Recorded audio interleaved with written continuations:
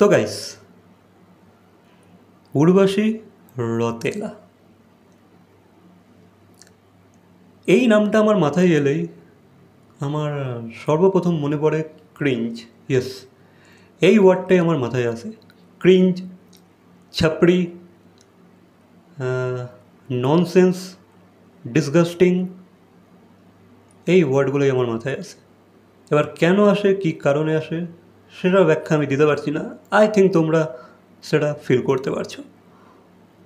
তো এবার দুদিন আগে উর্বশী রতেলার একটা ভিডিও খুব ভাইরাল হচ্ছে ইন্টারনেটে, যেখানে আমরা দেখতে পাচ্ছি উর্বশী রতেলা বাথরুমে ড্রেস চেঞ্জ করছে।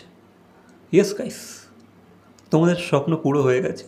তো সেই ভিডিওটাকে নিয়ে এখন পপ কালচারে বেশ কথাবার্তা হচ্ছে, অনেকে নানান মন্তব্য রাখছে, অনেকে অনেক থিওরি বানাচ্ছে যে ভাই এটা এই কারণে হতে পারে বা ওটা ওই কারণে হতে পারে। তো এবার অনেকে বলছে এটা কোনো পিআর স্টান্ট হবে, মানে হয়তো উর্বশী রতেলার কোনো সিনেমা আসতে চলেছে আপকামিং, সেই সিনেমাটারই হয়তো কোনো প্রচারের জন্য এমন একটা ভিডিওকে ভাইরাল করা হয়েছে জেনে বুঝে। তো এবার আমি জানি না, ঠিক আছে, আমার কাছে কোনো ডিটেলড ইনফরমেশান নেই, বাট ইয়া, ভিডিওটা দেখে আমার মনে হচ্ছে হ্যাঁ এটাকে এটাকে জেনে বুঝেই বানানো হয়েছে। ভিডিওটা দেখে আমি যতটা বুঝতে পারলাম, এবার আমি জানি না সেটা ফুল ভিডিও কি না, আমি একটা একটা শর্ট ভার্সন দেখতে পেয়েছি। আমার দেখে মনে হলো, আমি যতটা দেখতে পেলাম আমার মনে হলো ওটা ফেক। আমার মনে হলো ওটা ইন্টেনশন নিয়েই বানানো হয়েছে। ওটা জাস্ট অ্যাবেই ওটা ভাইরাল হয়ে যায়নি। তো এবার অনেকে বলছে তার কোনো ওই রিলেটেড হয়তো সিনেমা আসছে, মানে বুঝতেই পারছো, কোনো এমএমএস, ভাইরাল এমএমএস বা এই ধরনের কোনো ওরিয়েন্টেড কোনো সিনেমা হয়তো তার আসছে।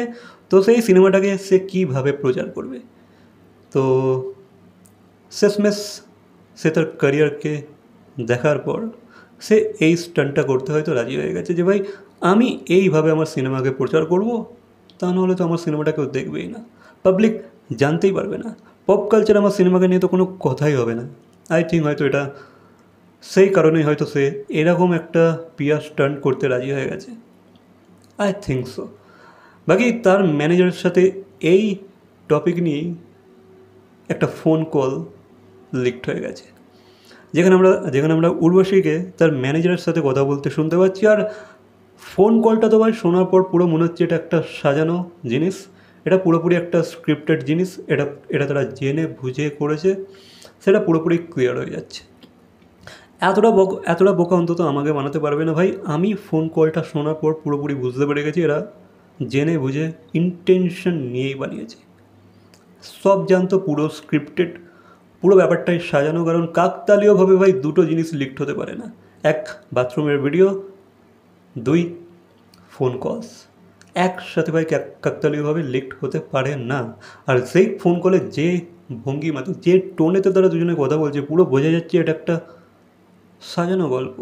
ভাই এত ভালো অ্যাক্টর তো তারা না, বিশেষ করে ভাই উর্বশী রতেলা তো এত ভালো অ্যাক্ট্রেস না, সে তার অ্যাক্টিংয়ের দক্ষতা আমরা জানি। তো ফোন কলেতেও তার অ্যাক্টিংয়ের দক্ষতা আমরা বুঝতে পেরে গেছি যে ভাই সে কতটা বড় অ্যাক্ট্রেস। একদম ভাই পুরো ননসেন্স। বাকি আমার মনে হয় দেখো, যে যার ওয়ে থাকে একটা ফিল্মকে প্রচার করার, আই থিঙ্ক সে এইভাবে প্রচার করছে। বাকি এটা কতটা ঠিক, কতটা এথিক্যাল আমার জানা নেই, বা আমি এ নিয়ে বিচারও করতে চাই না। এই একটা ইনফরমেশান ছিল যেটা আমি তোমাদের সাথে শেয়ার করে দিলাম। বাকি তোমাদের কি মতামত অবশ্যই কমেন্ট করে জানাবে। তোমাদের কি মনে হয়, ফেক নাকি রিয়েল, নাকি কোনো পিআর স্টান্ট, নাকি কোনো মুভি প্রমোশন, অবশ্যই কমেন্ট করে জানাবে। ভিডিওটা ভালো লাগলে লাইক, কমেন্ট, শেয়ার, সাবস্ক্রাইব। তো দেখা হচ্ছে পরবর্তী কোনো ভিডিওর সাথে। টিল দেন।